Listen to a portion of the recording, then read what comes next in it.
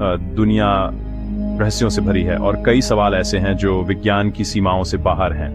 क्या आपने कभी सोचा है कि कुछ लोग सच में अमर हो सकते हैं? क्या इतिहास की कुछ कहानियां सिर्फ कल्पना नहीं बल्कि सच्चाई का हिस्सा हैं? क्या इंसान समय के चक्र को तोड़ सकता है? क्या अमरता सिर्फ एक मिथक है या इसके पीछे कोई गहरा रहस्य छिपा है?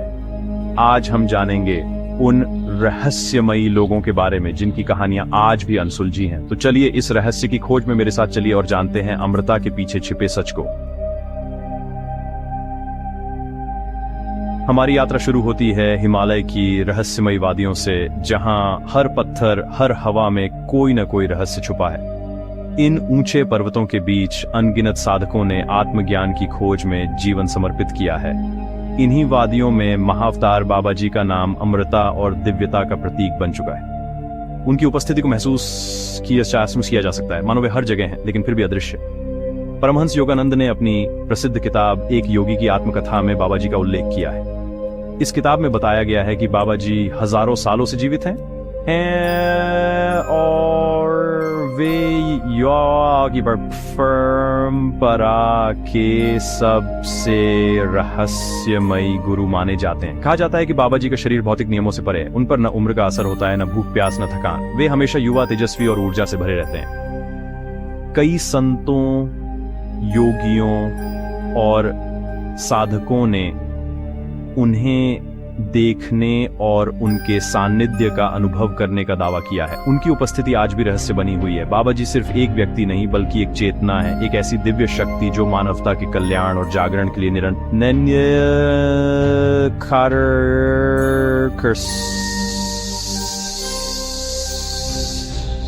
सवाल उठता है, अगर वे सच में हैं तो सामने क्यों नहीं आते? क्या वे सच में अमर हैं या ये सिर्फ एक कथा है? शायद वे हमें यह सिखाना चाहते हैं कि असली शक्ति और अमरता हमारे भीतर छुपी है। बाहरी खोज से ज्यादा आंतरिक यात्रा महत्वपूर्ण है।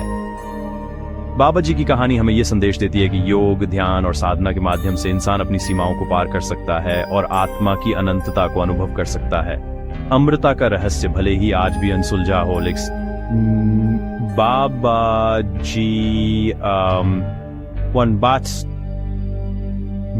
na or entering the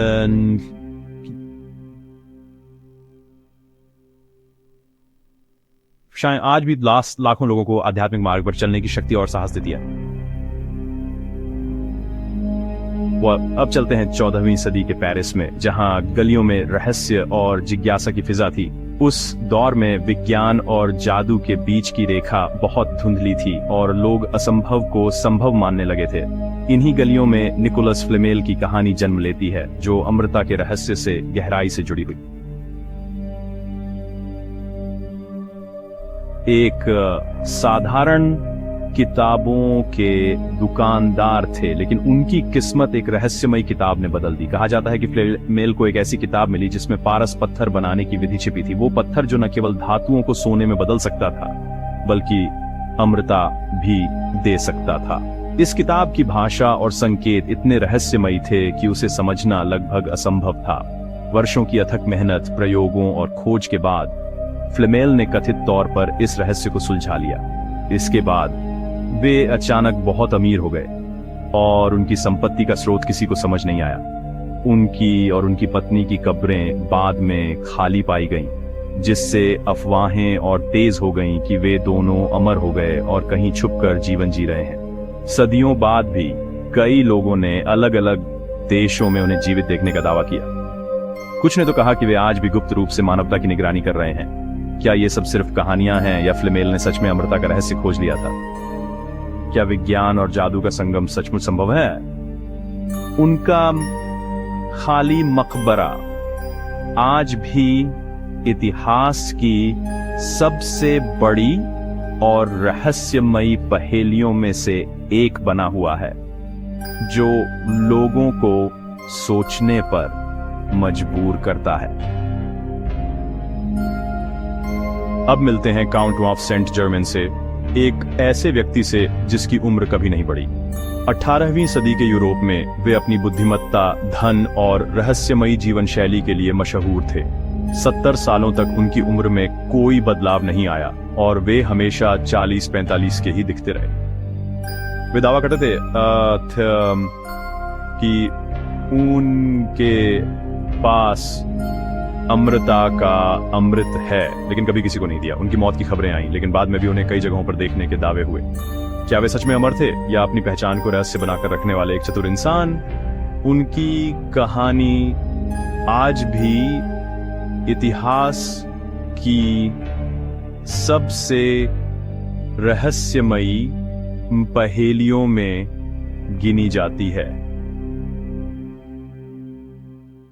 once अब चलते हैं चीन, जहां ली चिंगयुन की उम्र के दावे ने सबको चौंका दिया।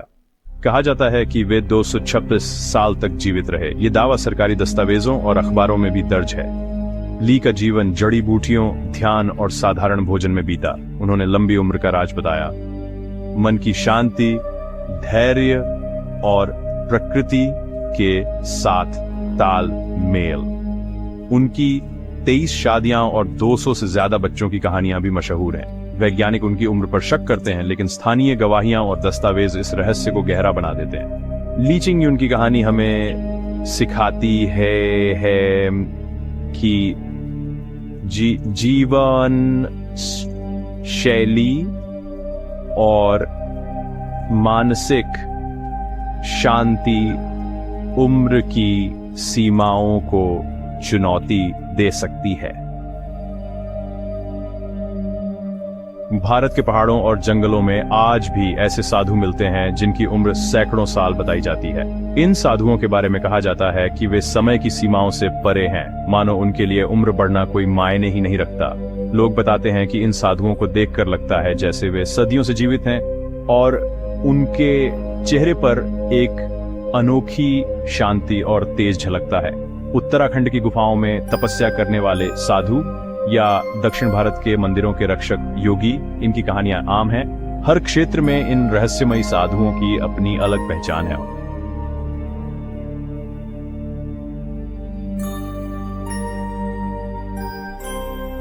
न्यू गिनी चमत्कारों के किस्से पीढ़ी दर पीढ़ी सुनाते आए हैं। कहा जाता है कि ये साधु बिना भोजन पानी के महीनों तक रह सकते हैं पर्स और उम्र का कोई असर उन पर नहीं दिखता। कई बार तो लोग दावा करते हैं कि इन साधुओं ने वर्षों तक एक ही जगह पर ध्यान किया है और उनका शरीर साधारण मनुष्यों से अलग प्रतीत होता है।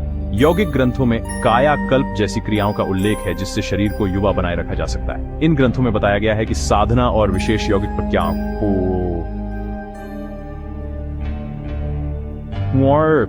से शरीर की उम्र को रोका जा सकता है और साधु अपने अनुभवों से इन रहस्यों को जीवंत करते हैं। इन साधुओं के अनुभव विज्ञान की सीमाओं को चुनौती देते हैं। वैज्ञानिक भी इन घटनाओं को समझने की कोशिश करते हैं, लेकिन कई बार कोई ठोस जवाब नहीं होता। आलोचक इन्हें अंधविश्वास मानते हैं, लेकिन स्थानीय लोग इन्हें सच्चा अनुभव बताते हैं। गांवों में इन साधुओं के प्रति गहरी श्रद्धा है और लोग मानते हैं कि इनके पास कोई दिव्य शक्ति है। ये कहानियां वो हमें याद दिलाती हैं कि कुछ रहस्य तर्क से परे होते हैं, उन्हें सिर्फ अनुभव किया जा सकता है। शायद यही भारतीय परंपरा की सबसे बड़ी खूबसूरती है, जहां विज्ञान और रहस्य साथ साथ चलते हैं। अब एक ऐसी कहानी जो आत्मा और अमृता के बीच की रेखा को धुंधला कर देती है, थॉमस केंट की। 16वीं सदी के इंग्लैंड में एक माली की मौत के बाद उसकी आत्मा को बार बार उसी बगीचे में देखा गया। हर सदी में अलग अलग लोगों ने उसी रूप में थॉमस केंट को देखने का दावा किया।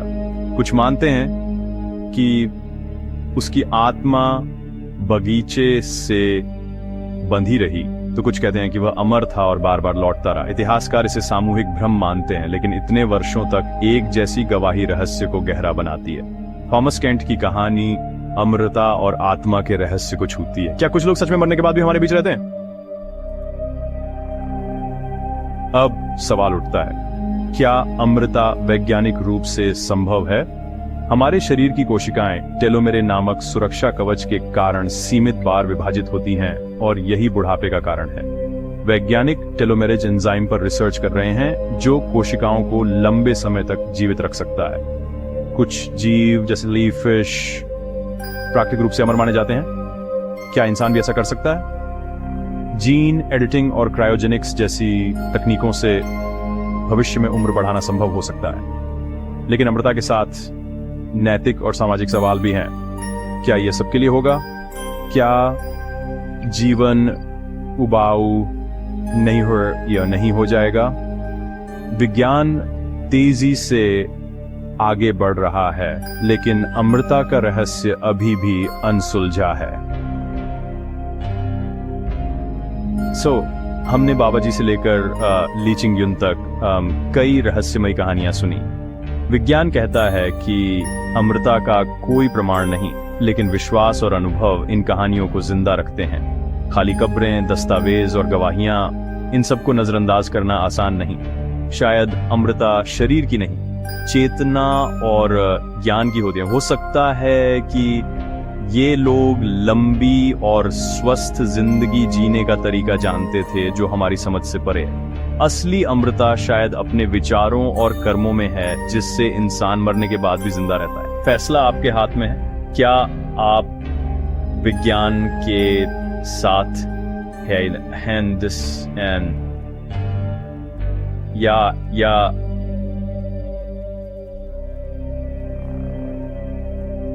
रहस्यों में कुछ सच्चाई मानते हैं?